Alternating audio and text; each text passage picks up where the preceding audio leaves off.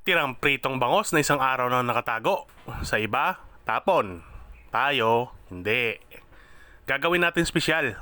Sa mga may interes na subukan ng menu na ito, sundin nyo lang at gawin yung mga sinasabi at ginagawa ko rin sa video. Siya nga pala, continuation pala ito ng video natin nung nakaraan nung nag-request si Vince Froilanido ng kanyang no bake bread. So ito na yung isa pang video na pinangako natin sa kanya.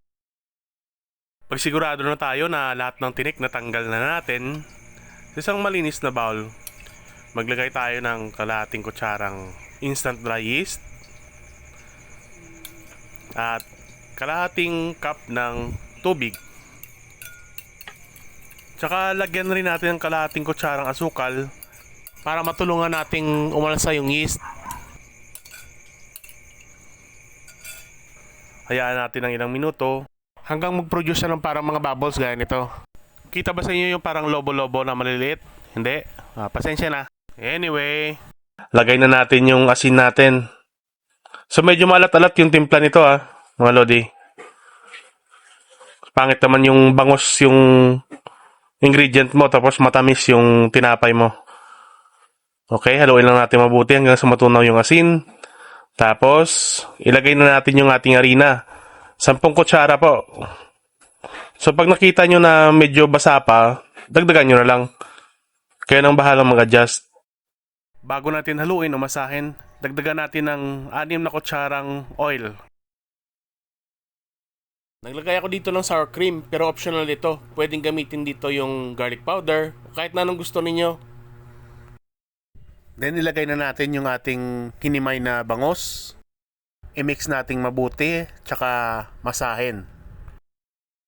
Mga lodi, finorward ko lang yung video pero matagal nating minasa to mga 5 minutes. Pero mas matagal pa rin yung sa iba. Sa iba nga 15 minutes Yung sa atin 5 minuto lang okay na to. Takpan at hayaan nating umalsa. Kahit mga ilang minutes lang okay lang yan. Gaya nito, hindi siya masyadong lumaki. O umalsa. Kung napansin nyo guys, hindi ko siya masyadong pinaalsa.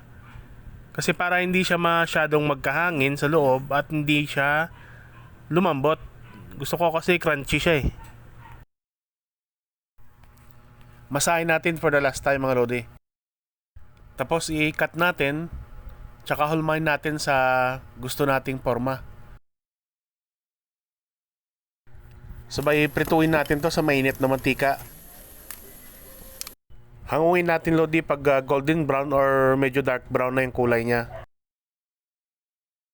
So eto na yung ating bangos breadsticks. At syempre mga lodi, dahil lagi tayong gutom, titikman na naman natin ito. Kakainin natin. Ito. Pwede siya lods gawing merienda lang, standalone. Or pwedeng sausaw, ketchup. Noong nakaraang sausaw ang ginawa ko, yung sour cream cheese dip. Tsaka pwedeng yung ulam. Sige lods, kain tayo.